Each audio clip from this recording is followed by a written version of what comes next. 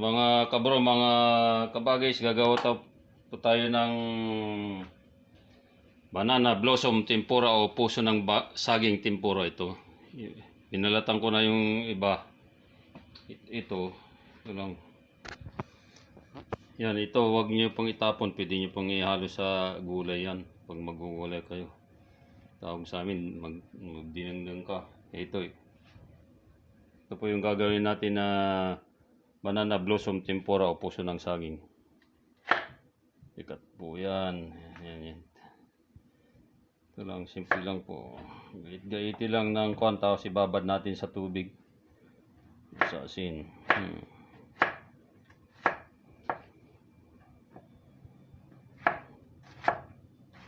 Yan, manipis lang po.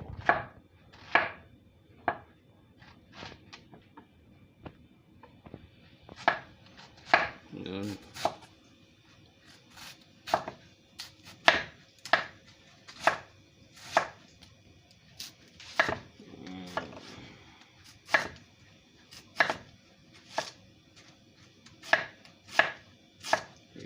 Ito lang po gumawa ng mga tempura.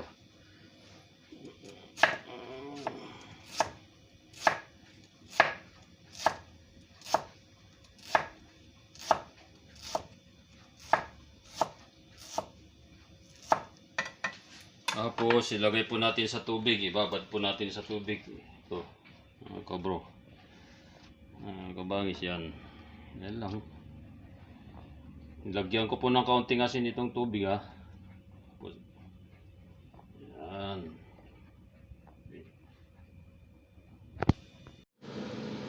Ito na po yung kuan mga kabro kabagis sa banana blossom tempura, puso ng saging tempura. Ito. Butter mix po ang nilagay ko po rito, butter mix.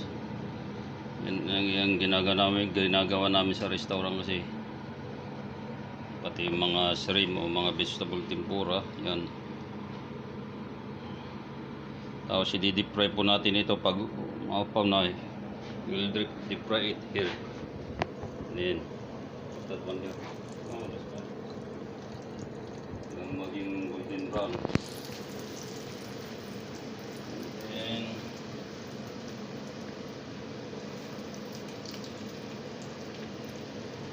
yan po mga kabro kapagis. Ayan.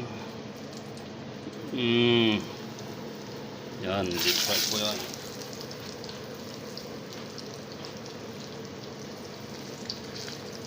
Pwede lang po gumawa ng mga tempura po. Ito. Banana blossom. It's good.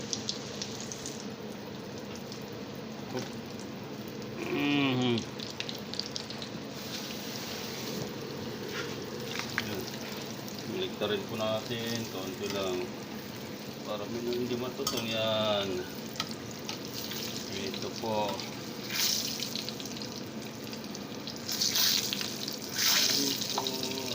Lamin po natin doon.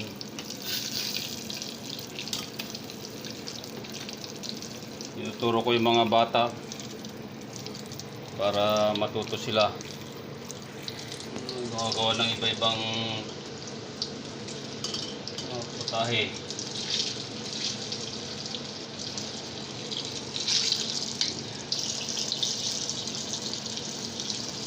Po mga kabro, mga kabagis. Yan, ito. Ayan po. Wow. Yan.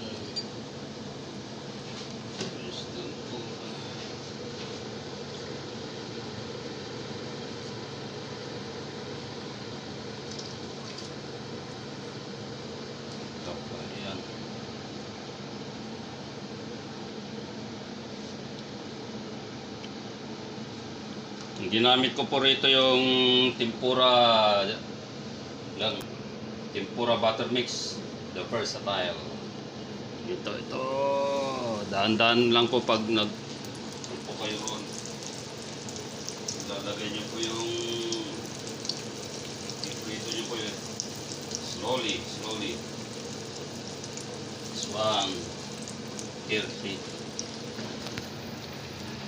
put that one. This one is tempura butter mix. I put this in dry tempura here. And we'll soak it here. Okay. Oh, slowly put that one slowly. Sa restaurant po, 350 degrees yung ginagawa namin yan eh. Ito kami.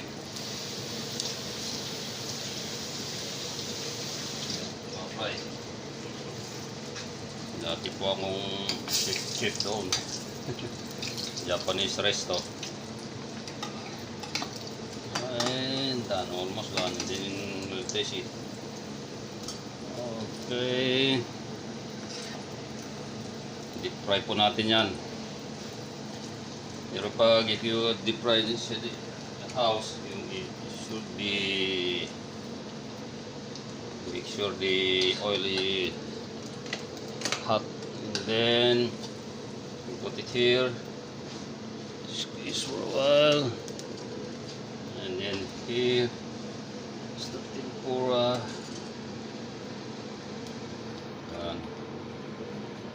Sabit lang po magluto, basta na-prepare nyo po lahat. Yan. Ito po.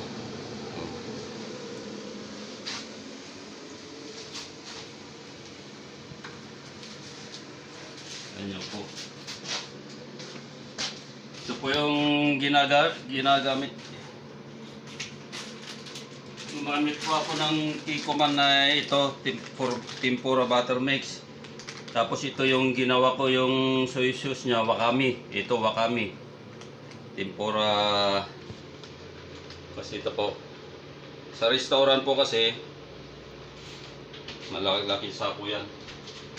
Ibang brand yung ginagamit.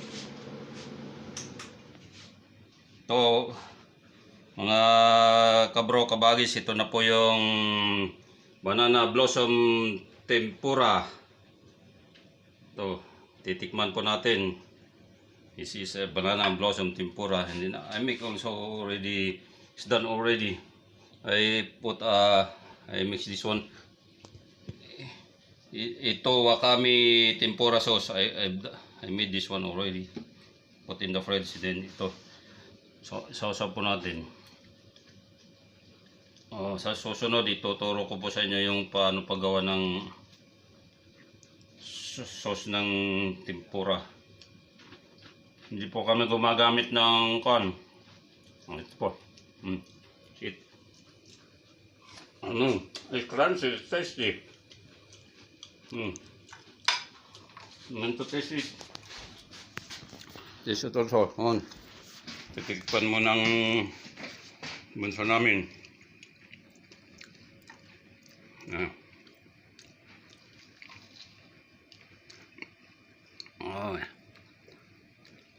Good. Yeah.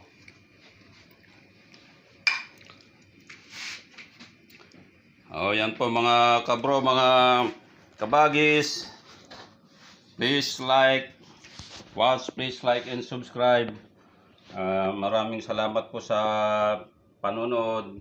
God bless you all.